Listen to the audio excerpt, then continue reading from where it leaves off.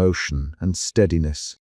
The day that followed asked of him the kind of choices that cleave men into two seasons. He walked the market to distract himself, where the smell of cumin and smoke and animal fat kept his head from spinning. Mira the market seller greeted him with a nod and a phrase of gossip. The Chancellor's men keep close to the courier paths. There were rumors that couriers were being searched with more zeal. The city had the tense feeling of a street that had learned to hold its breath. At dusk, two plain-coated men came to the scriptorium courtyard where the lamplighter's shadow pooled. They were the sort of emissaries who carried not names but intentions. They looked like any such men, no flourish of insignia, their hands empty. They asked to speak with a single, precise curiosity, Matthias Corvin. The manner of their question made him feel small. They sat him upon a stone bench and offered him no cup. One of them placed a sealed envelope upon his knee, and the other, with the softness of someone who had rehearsed restraint, said, "A word in the right hour will grant your household favor. A word against the state's interest will bring scrutiny where the sun does not always shine." They spoke almost clinically about favor and scrutiny. The choice was presented like a ledger: sign this, and your house will be sheltered. Refuse, and perhaps you and yours will be examined with a meticulousness that breaks ordinary life into shards. They were careful, not stupid. They understood that fear is sometimes a more persuasive hand than threat. When they rose and left, they left their silence behind like a physical thing, tight as rope, heavy as iron.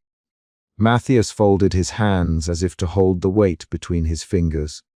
He tried to imagine the ledger as a thing that could be traded for a bowl of stew. He could not. He tried to imagine a mother whose nights were easier because her son had signed a page. He wanted that imagined mercy.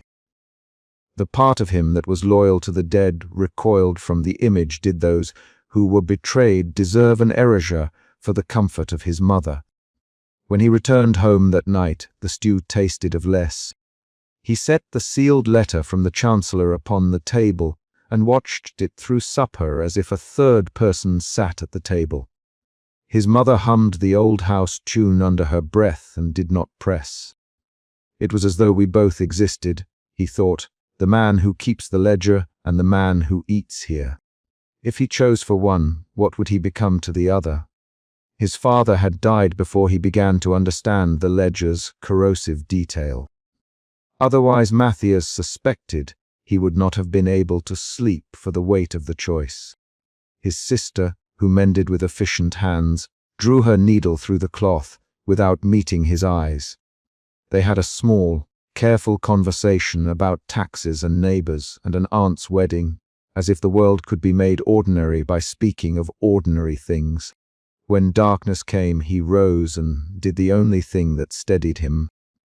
He unpacked the ledger and spread it as he had done when the discovery had first come to him. He read the names aloud in a voice that had learned to fold itself inward. The letters were dry and sure.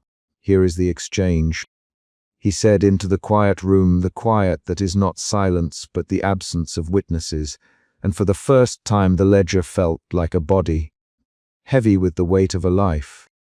He imagined both offers laid end to end, Jasper's stealthy, dishonest erasure and the Chancellor's polite amnesty. One would mean a lie he would hold in his hands. The other a lie he would sign in the name of the order. Either way he would be complicit. He pressed his forehead to the desk, to the flat of varnished wood, and felt the map of the city sores and comforts run under his palms. The night stretched taut. For a long while he sat like a man who knows the sea is about to break. If he accepted Jasper, he would have to host a lie under his roof. If he signed the Chancellor's paper, he would hand the state's imprimatur to an erasure. If he refused both, he could invite ruin on his family and perhaps the street. No answer felt like anything but betrayal either of the dead or of the living. That was the new mathematics the ledger had taught him. It was no longer an abstract calculus of public virtue. It fit into the hollow of his hand and consumed the ordinary light of his house. He thought of Edda and Sister Anwen and their courage like raw knives. He thought of Jasper and his tools. He thought of the anonymous men with their dry promises. Each was a person, a role, a logic of preservation. He had begun that night as a man filled with moral clarity and the slow patience of a clerk. He ended it with the understanding that choices were made under duress, and that sometimes the only available mercy was messy and private. He slept with the leather-bound ledger under his arm like a small child, feeling its weight as both accusation and evidence. In the morning he would have to answer Jasper, and he would have to decide whether to accept the Chancellor's invitation to rectify or to refuse both and risk all. Outside, the city continued to wake as if the matter were only commerce. Markets unrolled their cloths. The Empress heralds rehearsed the cadence of formal days in the square. A city that had been rebuilt upon ash and memory preferred the calm of routine. Only a few like Matthias and those he loved understood how brittle that calm was. For now, the ledger slept under his arm, and the choices that clanged like iron inside his head remained unresolved. He had, by dawn, been offered safety and the means to make a lie hold. He had also, by the forge of private grief, been offered the truth.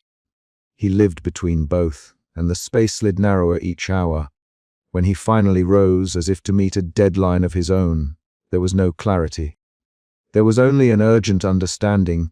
The ledger's truth would not be made less true by ignoring it. The ledger's danger would not be less by hiding it. He dressed slowly, his ragged shirt taking on the same neatness he gave all small assignments, and his hands, ink-stained and precise, lifted the letter and the ledger and tightened like two stones held in one fist.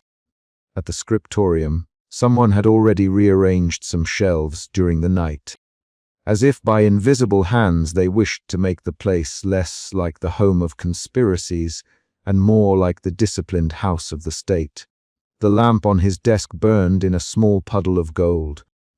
Matthias set the Chancellor's seal upon the blotter, and then, with a hand that did not tremble as much as it wanted to, he placed Jasper's suggestion beside it.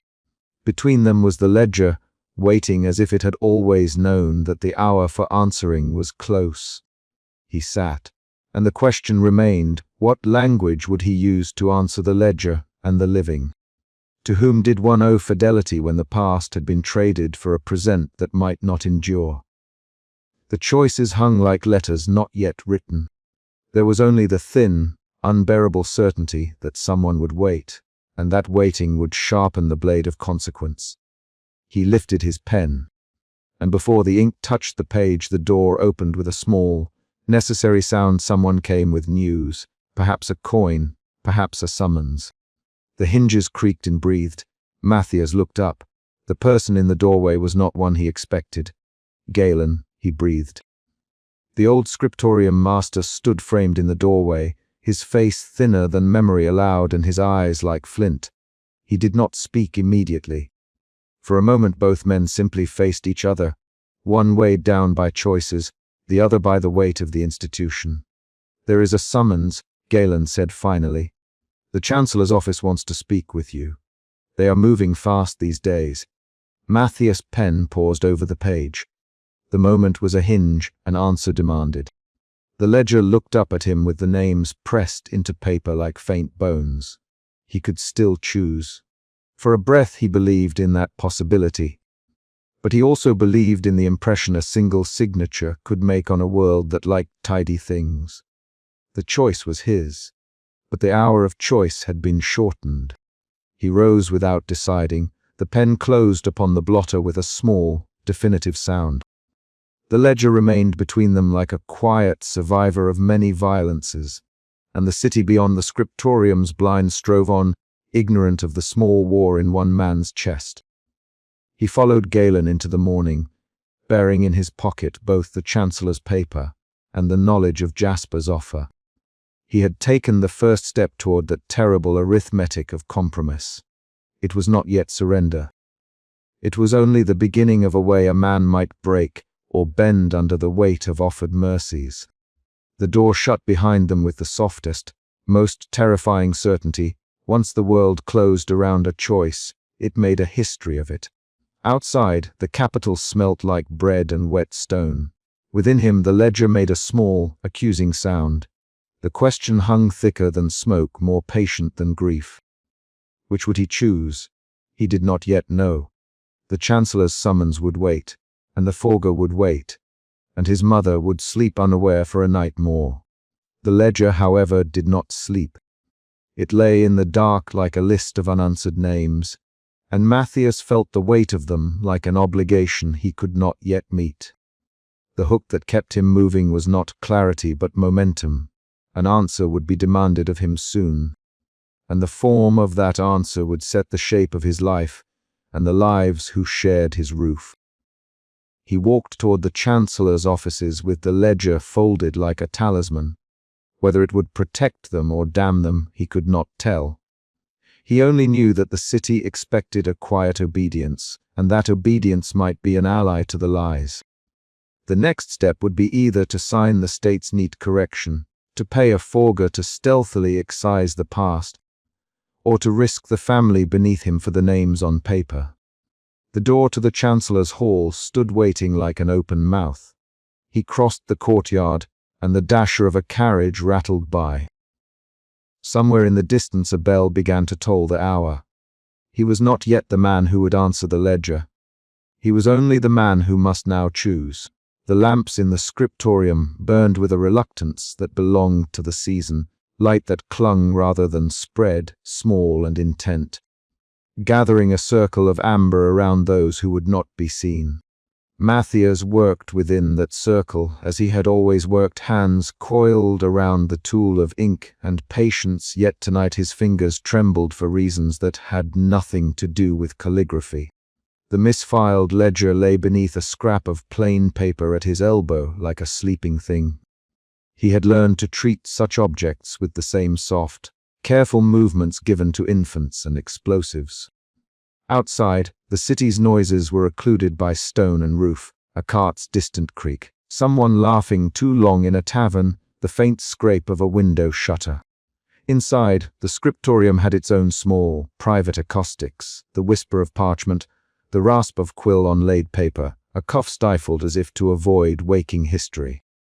Matthias's half-closed eyes kept returning to the ledger's margin marks, numbers and dates arranged with the bureaucrat's calm that made guilt look deliberate only in its neatness. Edda appeared as shadow always appeared in his life now, sudden and inevitable. She had the habit of standing in doorways, as if the threshold sharpened the world for her. He had expected caution in her, measured words, carefully folded offers of collaboration. Instead, she moved straight to the bench and set a small pile of leaves before him. "We cannot rely on memory," she said without preamble. "Paper is what lasts. Not sermons, not speeches, not cries in the street. Paper." Her voice contained a dry amusement that did not reach her eyes. "You know that as well as I do. You have proof. We will make it more proof." Matthias's mouth wanted to say that he had never wanted to be the kind of man who made proof. The scriptorium for him had always been the place where histories were soothed and made to sit well in the mouths of rulers.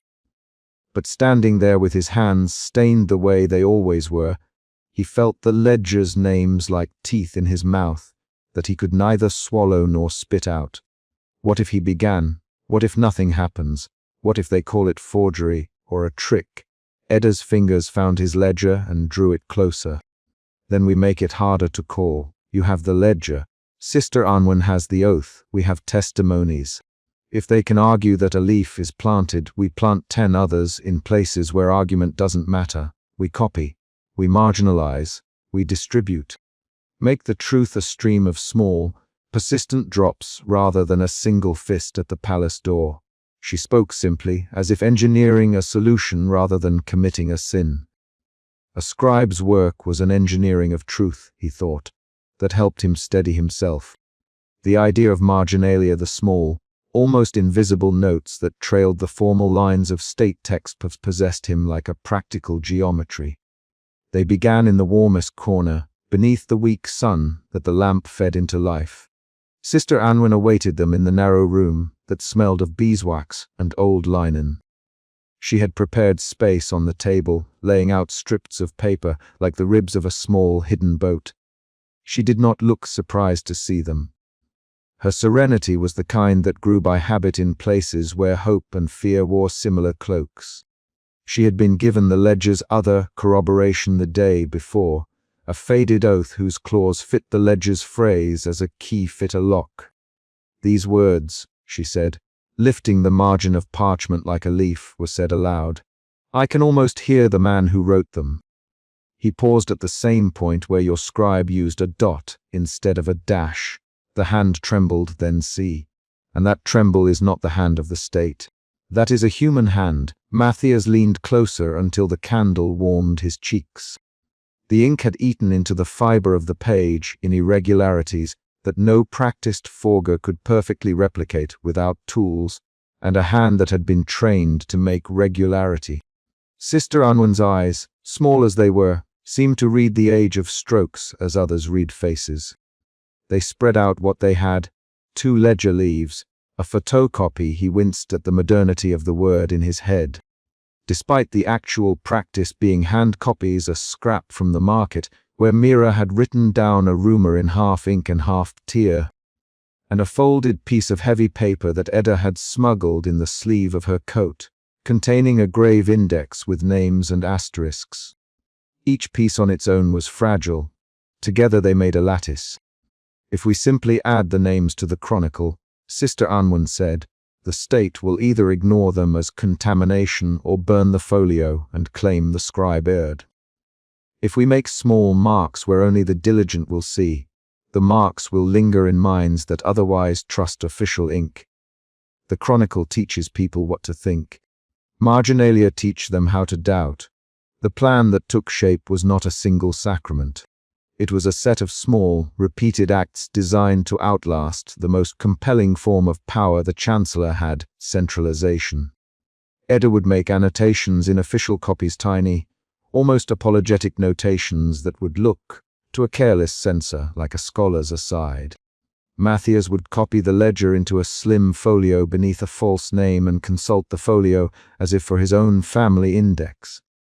Sister Anwen would hold a separate copy within the convent and read the names in private prayers.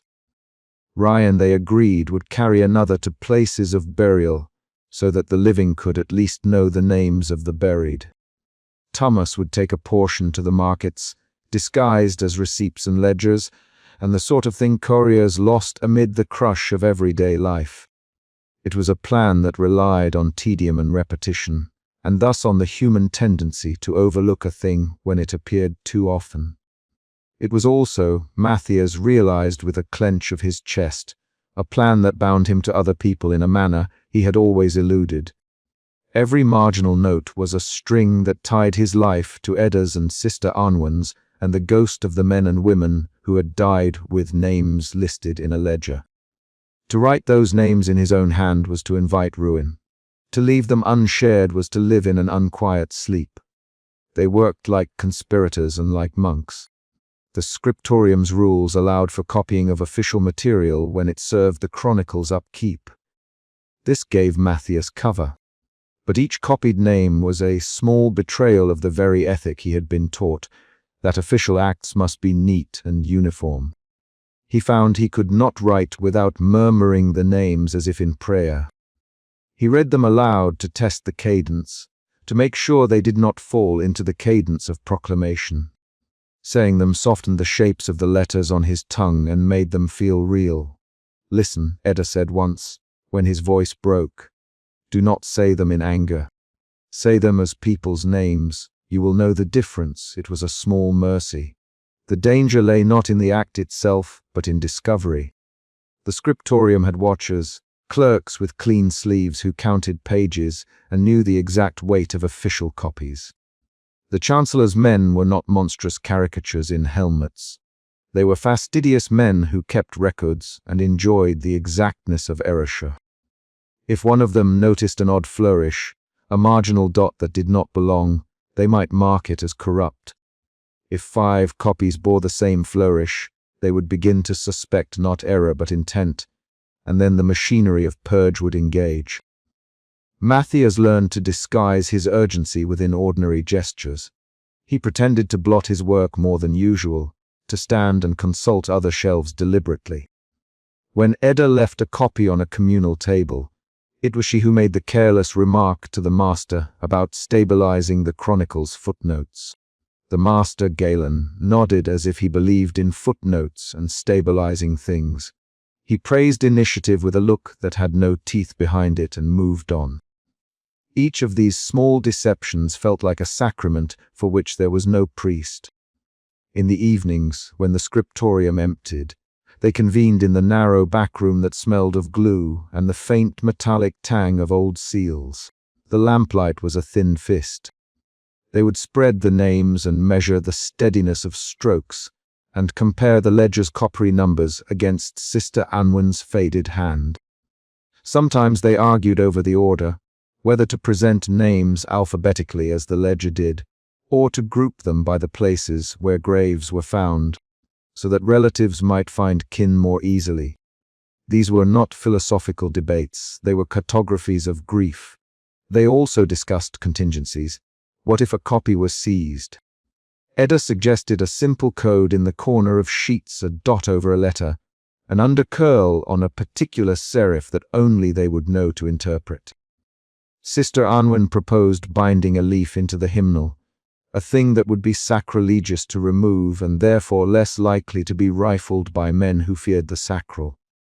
Matthias thought of weaving names into an account register that merchant clerks might accept as mundane. The inconspicuousness of a thing sometimes sat safest in a place where nobody looked for danger. A small dispute erupted one night over the ethics of copying. Sister Anwen feared that burying the names in different corners might allow the truth to remain partial. Half-truths make new tyrannies, she said.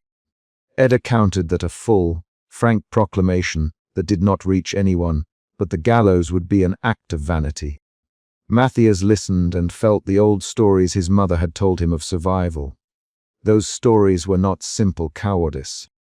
They were a ledger of bargains cleaved into generations. "We cannot be angels," he said at last. "We do not have the surety to set the pyre and be away from its smoke. We only have the chance to make it harder for the lie to hold. That is all." There was a silence that held the shape of consent. The craft of their work was small things, paper at a precise weight to match official leaves, ink mixed to the chronicle's sallow brown so that any annotation would not leap from the page like a foreign coin, the right pressure of nib so that no blot betrayed haste. Edda taught Matthias a way to feather the upstroke of a letter so it looked accidental. Sister Anwen took the careful task of aging edges with a coiling of smoke and a trimmer of sand. They used seals sparingly, a private impression here and there that read like a catalogue number rather than a brand. The forgers in the market had taught them that perfection was suspicious. Slight errors made authenticity plausible. Night after night Matthias bent over the folio until his eyes wept at the corners. He dreamed of numbers dissolving into faces. He woke with the taste of ash in his mouth and the feel of feathered ink on his tongue. Once, as he copied a name, his mother called from the corridor and pressed a palm to the wood of his door, as if feeling the warmth of the room within. He considered slipping the ledger under his bed and lying to cover the truth. Instead he explained, in thin words, that he had work to finish. She closed the door with a quiet that was both surrender and protection. At times the work took on a ceremonial air. Edda would press a finger to a newly written name and say, half joking and half devout, "It is not enough to say this. We must be sure someone will look. We must try to make someone look." Sister Anwen recited short prayers that sounded almost like plucking threads, petitions that the names might be remembered. These religious cadences soothed Matthias in a way that political thinking could not. He found himself composing his own small prayers not for vengeance, but for the courage to see small acts through. There was a moment, 2 weeks into their labor, that felt like a hinge. Jasper Maller came to the scriptorium under the pretense of delivering a repaired seal to Galen. His satchel smelled of oil and lead and the market. He lingered long enough to look over the edge of their work, and then, for a heartbeat, his smile faltered. "You are playing a dangerous game," he said softly as if to a friend. "Not because it will not work. Because it will. The men who want to keep history tidy will kill to keep a line straight." Jasper's warning was not a threat. It was a ledger entry in the ledger of risks. He lifted a small piece of paper and, with the slate of someone used to skirting the law, slid it across to Matthias. On it was the mark of a courier route and a price list for certain kinds of secrecy. "If you need impossible copies made, or if a leaf must wear a different stamp, see me. But remember, forgeries can be used to discredit the real. Keep your hands honest when you can." Matthias felt his pulse in the base of his throat. The man's presence was a reminder of a truth they had all half known, that the market of lies and the market of truth used the same streets and the same porters. The existence of Jasper's craft made their modest art both more necessary and more precarious.